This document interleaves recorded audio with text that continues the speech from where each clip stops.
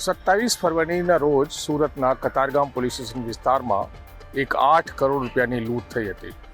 ફરિયાદી નરેન્દ્ર દુધાતે આ મામલે કતારગામ પોલીસ સ્ટેશનમાં ફરિયાદ પણ નોંધાવી હતી.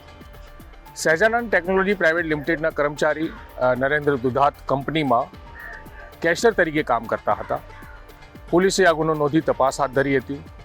કારણ કે એક વ્યક્તિ પોતે ઇન્કમ ટેક્સ અધિકારી છે એવી ઓળખાણ આપીને ઇકો કારમાં સવાર અન્ય કર્મચારીઓ અને 8 કરોડ રૂપિયા એ કારમાં હતા એ લૂંટીને ફરાર થઈ જાય છે અને પછી જે કારમાં સવાર કર્મચારીઓ હતા એમને અલગ અલગ જગ્યા ઉતારી દેવામાં આવે છે. 28 ફરવરીના રોજ સુરત પોલીસે એ ઇકો કારને પણ જપ્ત કરી હતી. વાતને દિવસો વીતતા ગયા પણ પોલીસના હાથમાં કોઈ વસ્તુ લાગી ન હતી. પોલીસને શરૂઆતમાં જ ખબર હતી કે આ લૂંટનો મામલો ફરજી હોઈ શકે છે, પણ પોલીસના પાસે કોઈ પુરાવા ન હતા. એટલા માટે પોલીસે તપાસ ચાલુ રાખી હતી. પોલીસને આ તપાસમાં જરૂર હતી એ વ્યક્તિની જે પોતે ઇન્કમ ટેક્સ અધિકારી બનીને ઇકો કારની સામે આવે છે અને પછી ઇકો કારમાં બેસીને ચાલ્યો જાય છે અને પછી આ મામલે ફરિયાદી નરેન્દ્ર દુધાતે કતારગામ પોલીસ સ્ટેશનમાં ફરિયાદ નોંધાવે છે. ઇન્કમ ટેક્સ અધિકારી બનીને આવેલા શખ્સની તપાસમાં પોલીસે શહેરના સેંકડોની સંખ્યામાં કહીએ તો સીસીટીવી ફૂટેજ ખંગાલ્યા હતા. હ્યુમન રિસોર્સની પણ મદદ લીધી હતી અને એની અંદર જે ઇન્કમ ટેક્સ અધિકારી બનીને આવેલો હતો એ વ્યક્તિનું નામ સામે આવતા પોલીસે એ આરોપીની ધરપકડ કરી હતી. એ આરોપીનું નામ આપણે કહીએ તો રોહિત ઠુમ્મર હતું. રોહિત ઠુમ્મર એ જ હતું જે હવે એની ધરપકડ થઈ ગઈ, હિરાસતમાં લઈ લીધો, પોલીસે પૂછપરછ હાથ ધરી. ત્યારબાદ રોહિત ઠુમ્મરે ખુલાસો કર્યો હતો કે નરેન્દ્ર દુધાત એટલે કે જેણે 8 કરોડ રૂપિયાની લૂંટની ફરિયાદ નોંધાવી હતી એ નરેન્દ્ર દુધાતનો એ મિત્ર છે અને નરેન્દ્ર દુધાતે જ આ લૂંટની આખી ફરજી કહાની તૈયાર કરી હતી. અને એ કહાનીને અંતર ને રોહિતને ઇન્કમ ટેક્સ અધિકારી બનાવાયો હતો, જ્યારે એક બીજો એનો મિત્ર હતો જે એમાં કસવાલા કરીને છે એ પણ એમાં સામેલ થયો હતો અને કલ્પેશ કસવાલા એ પણ આમાં સામેલ થયો હતો. પોલીસે આ મામલે 3 જણાની ધરપકડ કરી છે. સુરતના પોલીસ કમિશનરે જે ઇન્ચાર્જ પોલીસ કમિશનર બવાંગ જમીરે જણાવ્યું હતું કે આજે નરેન્દ્ર દુધાતે જેને 8 કરોડ રૂપિયાની લૂંટ થઈ હોવાની શિકાયત FIR પોલીસ સ્ટેશનમાં નોંધાવી હતી એમાં એ પોતે જ મુખ્ય આરોપી છે. એટલે કે નરેન્દ્ર દુધાત કંપનીમાં સહેજાનંદ ટેકનોલોજી જે પ્રાઇવેટ લિમિટેડ કંપની છે એમાં કેશિયર તરીકે કામ કરે છે અને શેર બજારમાં અંદાજે 5 કરોડ રૂપિયા એ હારી ગયો હતો, એમાં ડૂબી ગયા હતા. તો એ શેર બજારના આ પૈસા કવર કરવા માટે કંપનીના પૈસા તો એમને લઈ જ લીધા હતા અને પછી કંપનીમાં જ લૂંટ થઈ હોય એવું કહાની આખી ઘડી હતી. પોલીસે આ મામલે નરેન્દ્ર દુધાત અને એમના બંને મિત્રોની ધરપકડ કરી છે. આ મામલે સુરતના ઇન્ચાર્જ પોલીસ કમિશનર બવાંગ જમીરે મીડિયાને શું માહિતી આપી હતી આવો સાંભળીએ. ગઈ તારીખ 27 ફેબ્રુઆરી 2024માં કતારગામ પોલીસ સ્ટેશનમાં એક લૂંટના બનાવ દાખલ કરવામાં આવ્યો, જેમાં સહજાનંદ ટેકનોલોજી પ્રાઇવેટ લિમિટેડ જે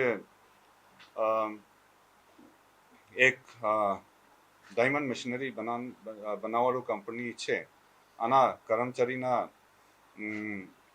એક સેફ ડિપોઝિટથી બીજા સેફ ડિપોઝિટમાં લઈ જતા મત પર રકમ 8 કરોડના લૂંટી ગયા અને કતારગામ પોલીસ સ્ટેશનમાં આ ગુના રજીસ્ટર કરવામાં આવ્યું. સદર ગુના ખૂબ જ ગંભીર પ્રકારની હોય. એડિશનલ કમિશનર ઓફ પોલીસ ક્રાઇમના સીટી દેખરેખ હેઠળ અને ડીસીપી ક્રાઇમ અને ડીસીપી ક્રાઇમના માર્ગદર્શન અને ડીસીપી ક્રાઇમ 2ના સીધી દેખરેખ હેઠળ અલગ અલગ પ્રકારની ટીમ રચના કરવામાં આવ્યું અને હ્યુમન ઇન્ટેલિજન્સ અને ટેકનિકલ ઇન્ટેલિજન્સના તમામ પ્રકારની તરીકેથી આ ગુના ડિટેક્ટ કરવા માટે પૂરી પ્રયાસ કરવામાં આવ્યું. આ ગુનાના તપાસ દરમિયાન આ વાહનમાં હાજર તમામ ઇસમોની યુક્તિ પ્રયુક્તિથી ક્રાઇમ બ્રાન્ચ દ્વારા સતત ઇન્ટ્રોગેશન જારી રાખવામાં આવેલ, જેમાં અમુક મુદ્દાઓ પર વિસંગતતા જણાઈ આવેલ હતી. દરમિયાન ક્રાઇમ બ્રાન્ચ ટીમો તરફથી જે હ્યુમન ઇન્ટેલિજન્સ આધારે એક ઇસમ જેના નામ રોહિત વિનુભાઈ ધુમ્મર હતા, તેમને ઝડપી પાડી તેની સઘન પૂછપરછમાં તેઓએ કબૂલ કરવામાં આવ્યું કે તેઓના મિત્ર કલ્પેશ પોપટભાઈ કેશવાલા અને કેશવાલાના જે મિત્ર નરેન્દ્ર દુધાતના કહેવાથી આ ગુના કરવામાં આવ્યું હતું. તે માટે રોહિત ધુમ્મરને આ જે નરેન્દ્ર દુધાતે 5 લાખ રૂપિયા આપ્યા હતા. જે આધારે આ ગુનાના તપાસના આધારે આ જે બંને શંકાસ્પદ ઇસમ જેના નામ જે કેશવાવાલા અને આ નરેન્દ્ર દુધાત હતા, તેઓને તુરત જ ક્રાઇમ બ્રાન્ચના ટીમોએ ક્રાઇમ બ્રાન્ચના પૂછપરછ શરૂ કરવામાં આવ્યું અને આ પૂછપરછ દરમિયાન આ પૂરા એમના કાવતરાના પૂરા પોલીસને ખબર પડ્યું કે આ જે ગુનાના જે મૂળ પ્લાન બનાવનાર નરેન્દ્ર દુધાત હતા અને આ છેલ્લે 5 વર્ષથી પોતે ફાઇનાન્સ ડિપાર્ટમેન્ટના નોકરી કરતા હતા અને આ 5 વર્ષ દરમિયાન તેઓએ 8 કરોડના કંપનીના 8 કરોડ ઉચ્ચાપત કરવામાં આવ્યું હતું અને આ પૂરા રકમ આ અલગ અલગ પ્રકારની જે ડીમેટ એકાઉન્ટ બનાવવામાં આવ્યું અને ડીમેટ એકાઉન્ટ દ્વારા આ શેર માર્કેટમાં ટ્રેડિંગ કરતા હતા અને શેર ટ્રેડિંગ દરમિયાન તેઓને 5 કરોડના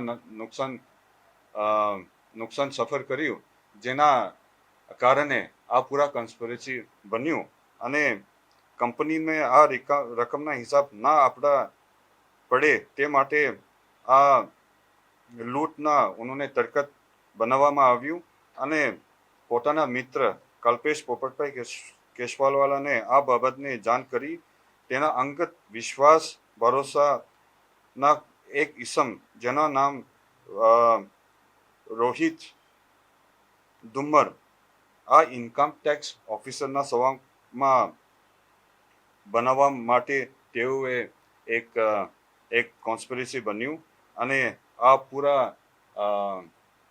પૂરા ડ્રામાબાજી આ લોકોએ આ 27 તારીખમાં કરવામાં આવ્યું અને આના કોન્સ્પિરસીના આધારે આ એક ઇકો ગાડીના વ્યવસ્થા કર્યું અને ઇકો વાનમાં રોકડ રકમના જગ્યાએ કાગળોના બાંટલોવાળા થેલાઓ મૂકી માહિદરપુરા સેફ વોલ્ટમાં તે થેલાના મૂકવા જતા સમયે રસ્તામાં રોહિત ધુમ્મરનાએ ઇન્કમ ટેક્સ ઓફિસરના સંવાકમાં આવી એકો કારની રોકી લઈ કારમાં બેસી હથિયાર બતાવી તમામ અપહરણ કરી નિયત કરેલ જગ્યાએ પોતાને તથા કંપનીના કર્મચારીને ઉતરી દઈ સમગ્ર બનાવ અંજામ આપેલ હોવાનું કબૂલાત કરેલ અને આ તમામ કોન્સ્પિરસી કાલે રાત્રે સુધી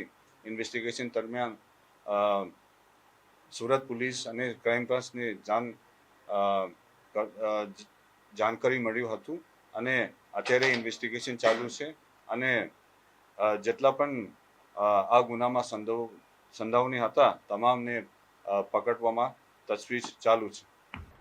સુરતના કતારગામ પોલીસ સ્ટેશનથી મહજ 500 મીટર દૂરી ઉપર થયેલી આ લૂંટમાં પોલીસને શંકા તો હતી જ, પણ પોલીસ પાસે કોઈ પુરાવા ન હતા એટલે પોલીસે એની તપાસ ચાલુ રાખી હતી. અંતે પોલીસે આ મામલે ફરિયાદી નરેન્દ્ર દુધાત, એમના મિત્ર કલ્પેશ કસવાલા અને રોહિત ધુમ્મર એટલે કે જે ઇન્કમ ટેક્સ અધિકારી બનીને આવ્યો હતો એની ધરપકડ કરી છે.